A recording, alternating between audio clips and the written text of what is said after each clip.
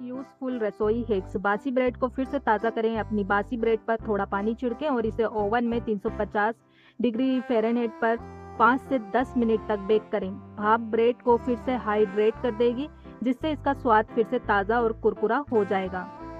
प्याज को काटने से पहले इसे 15 मिनट के लिए फ्रीजर में ठंडा करें। इससे प्याज काटते समय निकलने वाली आंसू लाने वाली गैस की मात्रा कम हो जाती है। उबला हुआ अंडा। उबले हुए अंडे को आसानी से छीलें। अंडा उबालते समय पानी में 1 चम्मच बेकिंग सोडा डालें। बेकिंग सोडा पानी के पीएच स्तर को बढ़ाकर अंडों को छीलना आसान बनाता है।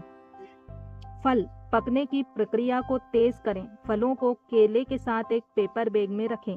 केले से निकलने वाली एथिलीन गैस पकने की प्रक्रिया को तेज करती है।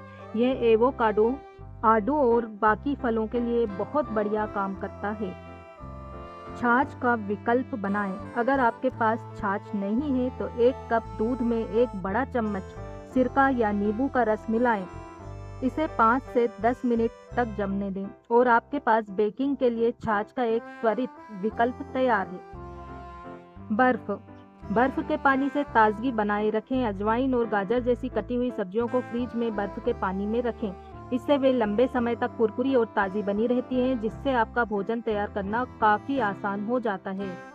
आलू को अंकुरित होने से रोकें। अपने आलू को सेब के साथ रखें। सेब से एथिलीन गैस निकलती है, जो आलू को अंकुरित होने से बचाती है। इस तरह आपके आलू लंबे समय तक चलते हैं और आप कम खाना बर्बाद करते हैं।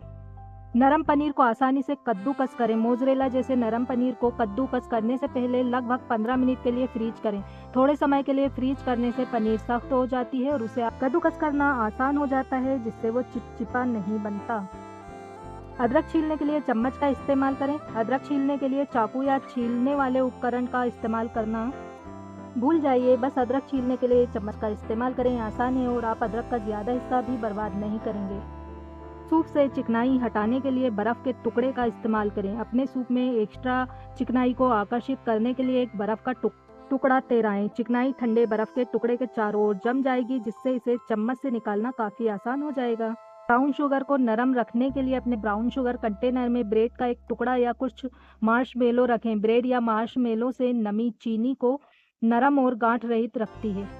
केक की परतों को समान रूप से काटने के लिए बिना फ्लेवर वाले डेंटल फ्लास का इस्तेमाल करें। बस फ्लास को तना हुआ पकड़ें और केक को काटें। ये चाकू का इस्तेमाल करने से कहीं ज़्यादा सटीक है। बर्फ के पानी से ताजगी बनाए रखें। अजवाइन और गाजर जैसी कटी हुई सब्जियों को फ्रिज में बर्फ के पानी में रखें। इससे वे लंबे समय तक कुरकुरी और ताज़ा बनी रहती हैं, जिससे आपका भोजन तैयार करना आसान हो जाता है।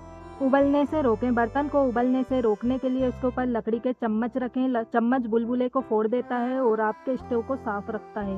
केले को जल्दी से पकाएं। केले को जल्दी से पकाने के लिए उन्हें 300 डिग्री फ़ारेनहाइट पर 15 से 20 मिनट के लिए ओवन में बेक करें। ये तब तक के लिए एकदम सही है जब आपको बेकिंग के लिए पके हुए केले की ज़रूरत हो, लेकिन आपके पास सिर्फ हरे केले हों, या आप उन्हें 5 मिनट के लिए माइक्रोवेव में रख सकते हैं और वे अच्छे से मुलायम बनेंगे। आसान pancake batter. Dispenser pancake batter डालने के लिए खाली केचप की बोतल का इस्तेमाल करें।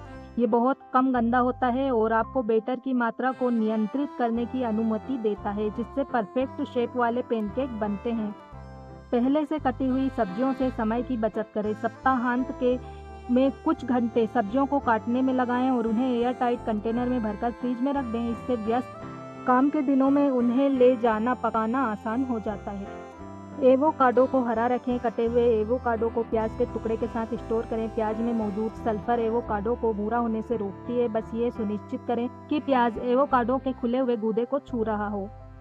याद रखें, रसोई घर का दिल है और इन हैक्स के साथ आप तनाव में कम समय बिताएंगे और अपने प्रियजनों के साथ स्वादिष्ट भोजन का आनंद लेने में अधिक समय बिताएंगे। तो आगे बढ़ें, इन रसोई हैक्स को आजमाएं और आज ही अपने पाक अनुभवों को बदल दें। खाना पकाने का आनंद लें। Thanks for watching.